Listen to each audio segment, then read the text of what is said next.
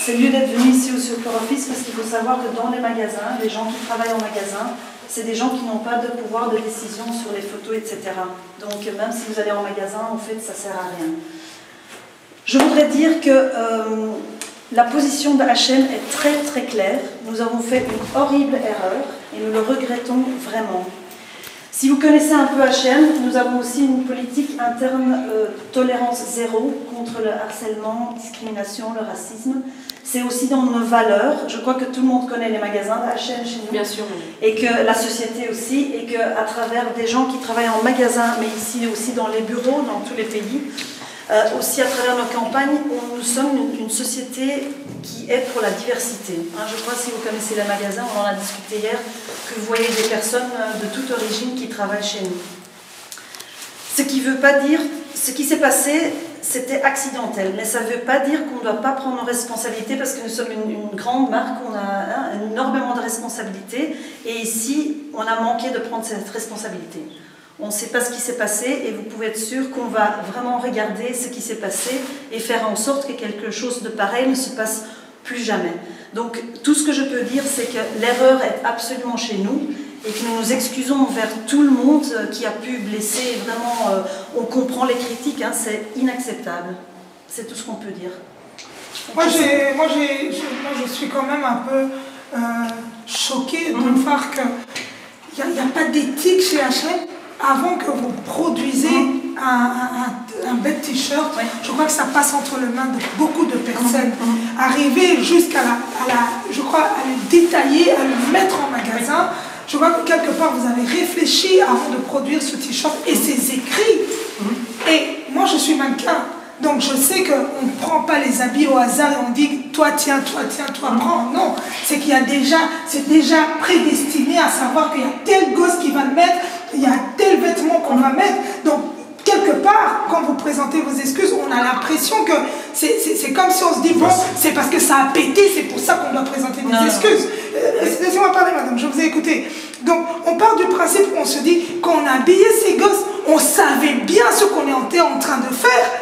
Il n'y a pas d'hasard. Moi, je suis dans ce domaine. Peut-être quelqu'un d'autre, vous pouvez lui faire gober ça, mais pas moi. Parce que je me dis que ce gosse-là, avant qu'on le fasse porter ce pull, avant que ce photographe shoot ce cliché-là, avant qu'on le reproduise, qu'on le réimprime, qu'il soit sur le site d'H&M, qu'on le mette sur toutes vos publicités, vos campagnes publicitaires. Il y a eu combien de mains qui ont reçu ces photos? Et il n'y a personne chez H&M qui a eu le clic pour dire « Hé, on est en train de faire une bêtise ». Il a fallu que carrément vous posez ça sur vos réseaux pour que le monde entier puisse réagir. Je me dis que c'est quand même facile de nous dire on s'excuse. Des excuses, c'est vrai, bon, les excuses sont là, mais il y a une réalité, il y a quelque chose qui est derrière tout ça. Il y a quelque chose qui s'est mal passé parce que je peux vous assurer que les standards chez nous sont très très stricts. C'est aussi une grosse machine, on produit énormément. Vous avez plus d'expérience là-dedans que moi. Je sais que j'ai assisté à un shoot où ça allait très très vite, etc. On ne sait pas ce qui s'est passé. À ce moment-là, en Suède, je peux vous dire, ils sont en train de regarder chaque échelon où c'est passé pour voir comment est-ce qu'une telle chose horrible a pu se passer. Parce que je suis d'accord avec vous. Nous non plus, on ne comprend pas et on est en train de regarder comment ça a pu se passer. Moi, j'ai une question. Et en étant blogueur, c'est un domaine que je comprends très bien. Et les procédures de production, avant que vous n'arriviez à la production, il y a tout un processus. Et dans le processus, il y a des gens qui décident. D'accord? Et donc, avant que ça arrive à la photo, à l'impression, et ça a été décidé par le marketing. Et quand on parle de messages, on parle des messages. Bon, ce qu'elle a porté, c'est des t-shirts ou c'est des hoodies à message. Tout ce qui a t-shirt ou hoodie à message, c'est quelque chose de bien réfléchi. Parce qu'on est adressé à un message, à des gens. Mais si on me dit que l'erreur, ça vous a échappé, c'est accidentel, et non, je suis désolé. Accidenté dans quel sens? Parce qu'il y a tout un mécanisme. Non, attends. Il y a plusieurs personnes. qu'ils ont travaillé sur le projet. Du marketing, la production, les photographes, le directeur artistique. Et donc il y a toutes les décisions. Donc là, madame, on m'explique, tous ces gens-là, c'était des cons, où ils ont fumé quelque chose, ils ont bu quelque chose, ça les a échappés complètement. Attention, ce que moi je ne suis pas d'accord, avec vous, et si l'erreur est typographique, et a été créée sur le hoodie, mais au niveau de la photo, ça pouvait peut-être pas être une erreur. Ça a été réfléchi. On est d'accord? Par contre, moi j'ai une autre question. Est-ce que, excusez-moi, est-ce que les pulls ont été distribués dans les magasins en Belgique, comme ça a été fait l'erreur en Oui, France? le pull était dans tous les magasins. Vous les avez enlevés? Oui. Okay. Dans le monde entier, ils ont été enlevés. D'accord. Et moi, j'aurais aussi une autre question. C'est, vous dites que H&M a une certaine éthique, mais on sait qu'il y a eu des problèmes au Bangladesh, la production, que vous employez des personnes au minimum légal. Et justement, après avoir eu des problèmes au Bangladesh, vous avez exporté une partie de la production, les usines, en Éthiopie, donc en terre d'Afrique, où là, il n'y a pas de minimum légal. Donc vous avez descendu encore le prix des gens qui travaillent en Afrique. Et je me demande si cette image que vous avez de l'Africain, que vous essayez de transmettre, c'est pas justement cette image que vous avez, que là, comme en Éthiopie, que vous payez des personnes moins que le minimum légal, et que c'est devenu une façon de procéder, et qui est devenue normale. Tout d'abord, je peux vous dire qu'on ne possède pas d'usine. Non, vous ne possédez pas d'usine. Vous sous-traitez avec un milliardaire éthiopien qui a exproprié des personnes de leur terre pour pouvoir mettre l'usine. Laissez-moi d'abord commencer par le début. Nous ne possédons pas d'usine, et tout comme tout le secteur de la mode, s'est concentré dans ces pays-là. Tout d'abord, vous dites, vous payez. Ce n'est pas à la société de décider pour ces gens-là quel est le minimum wage. Oui. Imaginez-vous, juste, vous avez un supplier, là vous avez quelqu'un qui produit pour H&M, une autre marque, une autre marque, une autre marque. Oui. Okay. Imaginez-vous que c'est le retailer qui décide combien on paye. Ça veut dire que vous travaillez pour H&M et vous allez gagner plus que monsieur à côté de vous. C'est la guerre, vous comprenez? Donc, et nous sommes un des premiers retailers qui a été parlé avec les gouvernements justement pour essayer de changer sur un autre niveau. Ce n'est pas... Nous avons une grande responsabilité, tout comme tout le secteur de la mode a une grande responsabilité, mais aussi dans les pays, les gouvernements ont une responsabilité à jouer. C'est à eux de regarder avec les gens sur place quel est le minimum wage et d'élever pour tout le monde. Parce que sinon, on va arriver à une situation que si vous travaillez pour H&M... Mais lorsque H&M quitte le Bangladesh... On n'a pas quitté le Bangladesh. Non, vous pouviez produire au Bangladesh tout, mais vous avez décidé d'aller dans un autre pays où le minimum est... Non, mais la question, moi ce que j'arrive pas à comprendre, comment est-ce que vous n'avez pas pu cerner de voir déjà le danger qui arrivait en mettant un petit noir en lui faisant porter ce pull? Je ne sais pas vous répondre parce que je ne comprends pas. Est-ce qu'on peut revenir et avoir... Je pense que ce problème que vous rencontrez a été aussi remarqué chez Dove, a déjà été remarqué dans le carnaval. Il y a une façon de représenter la personne de couleur noire d'une certaine façon rabaissante qui existe dans beaucoup de cultures, notamment les cultures occidentales. Et donc, si vous ne prenez pas, si vous ne vous rendez pas compte que c'est très intrinsèque, c'est dans l'histoire, c'est, comment dire, oui, moi je peux comprendre même que, oui, ils ne se sont même pas rendus compte, tous ces gens-là, ils se rendent compte que c'est normal. C'est normal, ah oui, alors, ok. À partir du moment où vous vous rendez compte de l'erreur que ça fait, et des dégâts que ça fait, et de la manière dont certaines personnes se sentent blessées, je pense que vous devez prendre des mesures beaucoup plus... ce qu'on va faire. Beaucoup plus, comment dire... parce qu'il y a beaucoup d'organisations ici, que ce soit Actiris et consorts, qui font appel à des organisations qui viennent discuter avec eux du racisme. Tout à fait. Comprendre les origines, et les stéréotypes, et les préjugés, et les représentativités. Et donc, moi, je pourrais comprendre que désormais, vous voyez même dans les tout le circuit, est-ce qu'il y a des personnes, vous dites que vous faites la diversité, c'est vrai, dans les petits bras, les petits gens qui travaillent dans les magasins, oui, là on voit de la diversité. Mais est-ce que la diversité va jusqu'au-dessus? Je peux vous inviter au siège en Suède. Nous, on aimerait bien. Nous, on aimerait bien. Franchement, on aimerait bien. Parce que ceux qui sont dans les magasins, qui sont des petits noirs et des petits... C'est la même image que vous voyez en magasin, que vous voyez ici dans le bureau, que vous voyez dans les production office qu'on a au Bangladesh, parce qu'on a des production office, que vous voyez au bureau central en Suède. On a une équipe de 200 designers, même là, il y a des diversités. Et nous demandons savoir, bon, qu'est-ce que H&M vont faire maintenant. Tout ce que monsieur vient d'expliquer, parce que nous aussi, même, moi je travaille pour H&M, moi je me pose la question.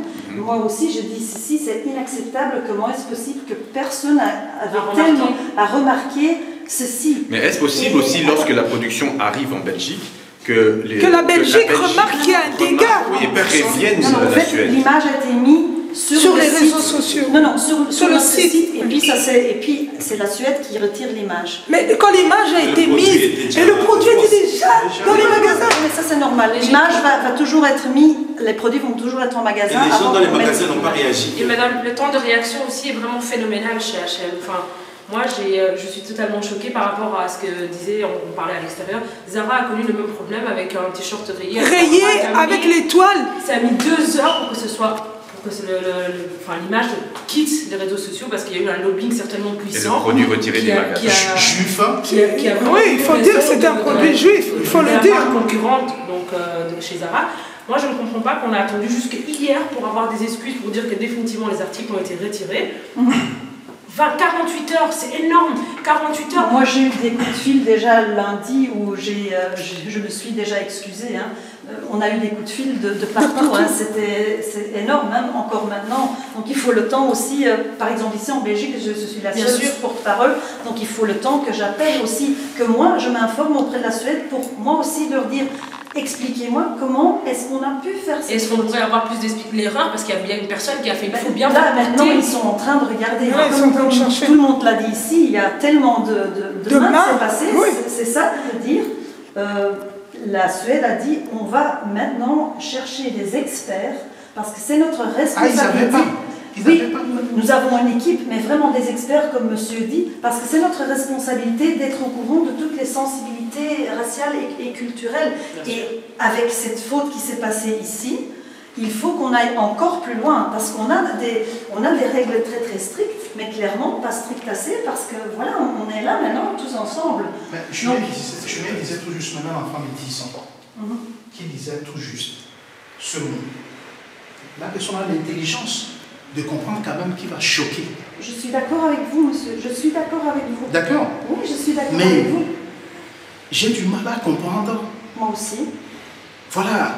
Comment est-ce que ça a été banalisé? C'était... Je peux vous assurer que ça n'a pas été banalisé. Et que maintenant, ça a été banalisé. Donc pour l'instant, il y a juste une promesse que H&M va faire des efforts.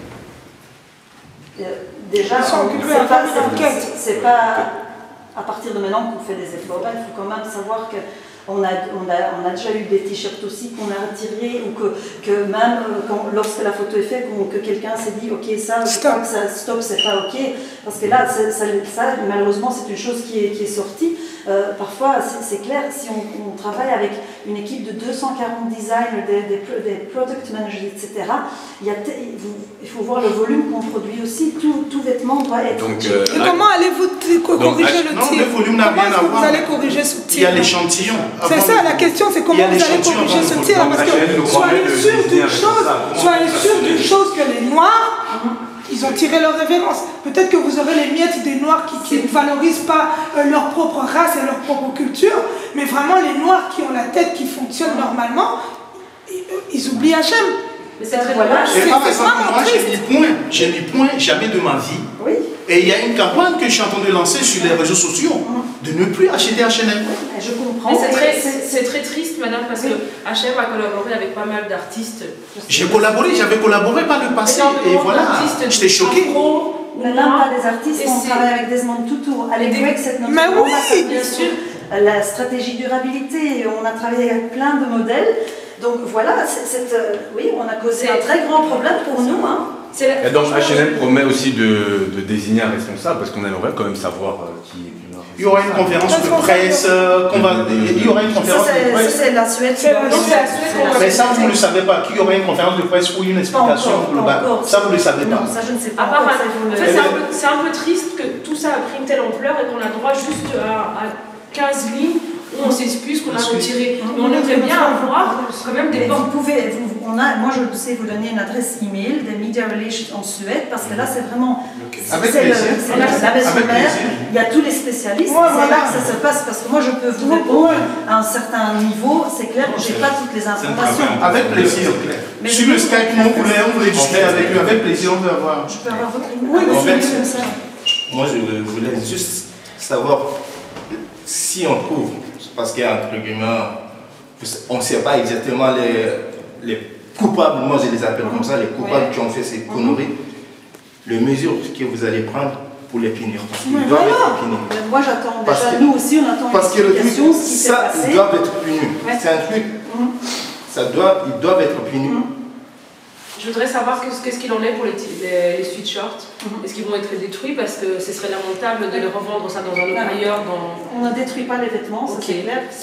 Vous êtes sûrement bien sûr, certainement au courant de notre politique.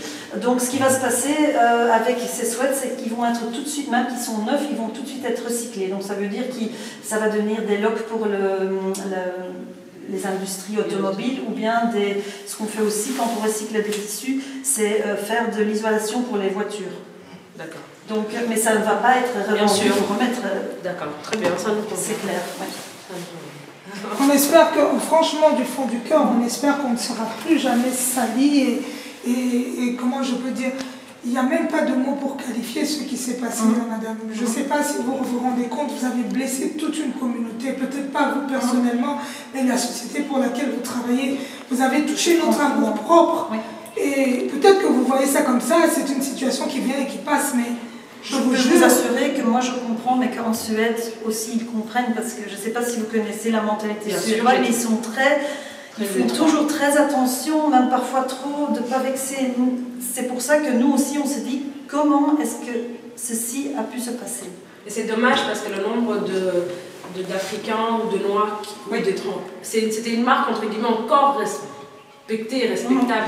Mais malheureusement avec ça, moi qui ne m'habillais qu'en tant que ronde que chez H&M, aujourd'hui je n'ai plus envie de donner ne serait-ce qu'un centime, parce que au moins pour les 2 prochaines années, voire je ne sais pas.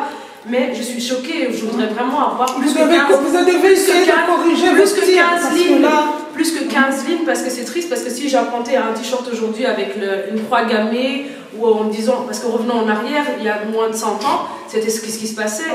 Donc ce serait triste aujourd'hui à notre époque qu'on marque singe, parce que c'est ce qu'on faisait en fait à l'époque. En Europe, on ramenait des êtres humains dans des cages, et on disait venez voir. Avec des animaux, comme des animaux. Le mot zoo d'ailleurs a été inventé pour les êtres humains, pour des humains avant d'être inventé pour des animaux. Donc madame, il faudrait vraiment qu'ils revoient totalement leur politique. C'est scandaleux qu'une hiérarchie, une seule personne intellectuellement, parce que je ne sais pas quelles études n'a pas pu remarquer cela. Ça c'est des excuses seulement. Pour moi franchement, ça, les trucs que la dame a dit, c'est des excuses débiles. Parce que franchement, même quand ça arrive dans leur magasin ici, avant de les mettre, d'abord ils vont les regarder, ils ne vont pas me dire ouais qu'ils n'ont pas vu le truc. Vous n'êtes pas des affaires. Je veux quand même prendre la défense de nos gens au magasin. Nos gens au magasin, c'est des vendeurs. Bien sûr. C'est pas là. C'est pas là. C'est vrai. Et puis aussi le t-shirt. C'est vrai que le t-shirt seul, sans n'a pas le même impact. Je crois que là, il faut faire une différence. Bien sûr. Non, moi je ne vais pas faire une différence. Parce que déjà, vous n'avez pas fait la différence, alors moi je ne peux pas faire de différence. Mais est-ce que par exemple, moi je vous inviterai, je sais que... Vous comprenez que je vais aussi moi, je vous dis un truc, écoutez seulement, moi je vous explique. Même si c'est un noir qui est là-bas, moi je le considère comme un vendu, un collabo. Je ne dois même pas le comparer par un animal. Parce que moi, pour moi, les animaux ne se comportent pas comme ça. Ils ont une solidarité. Franchement, moi, je me dis, en fait, c'est les autres espèces. Et H&M doit prendre conscience que ça va aussi avec une suite d'événements qui se passent. c'est une continuité. Donc, à part le t-shirt, c'est un message très fort. On voit les personnes qui meurent en Méditerranée, ce qui se passe en Libye, et c'est une goutte d'eau qui peut faire déborder le vase. Ça peut être l'air anodin pour certaines personnes qui disent « Ah, mais ce n'est qu'un t-shirt, c'est qu'un enfant », mais ça va beaucoup plus loin. Mais il faut savoir aussi une chose, c'est ça qui blesse. Il faut savoir une chose, c'est parce que les gens ont l'habitude aussi de voir les noirs, ils viennent, ils crient, et puis bon, un arabe, vous lui avez fait porter un pull comme ça. Vous avez écrit Allah, je ne sais pas quoi, je vous jure, tous les magasins H&M aujourd'hui brûlés. Boycotter, c'est gentil comme on est brûlés. Nous, pacifiquement, ils auraient placé des bombes un peu partout là, et paf, en un coup, et c'est fait. Mais nous, on est là, on parle, on vient, on dialogue. À un moment donné, il faut que ça cesse. C'est un ras-le-bol, on en a marre d'être toujours pris pour des carpettes, comme du n'importe quoi. C'est toujours les noirs, on se dit. Parce que là, ce qu'on voit, c'est le bad buzz. On le voit partout, bad buzz, bad buzz, bad buzz. Bad buzz, bon. Si vous retirez un profit derrière tout ça, en tout cas, c'est vraiment. Et si je peux vous demander. En plus, pardon, on a un pouvoir d'achat incroyable.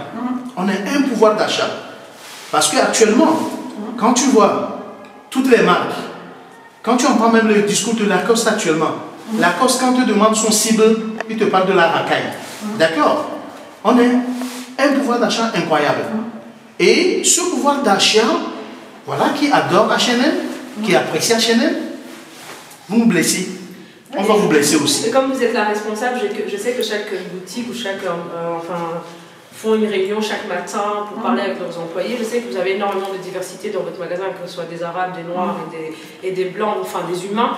J'espère qu'en fait, parce que nous on a pu venir s'exprimer et vous montrer notre colère et notre indignement, j'espère qu'en fait vous prendrez le temps quand même de discuter pendant au moins un quart d'heure avec les employés qui n'ont peut-être pas l'occasion de s'exprimer. Ils ont reçu aussi vraiment une explication aussi.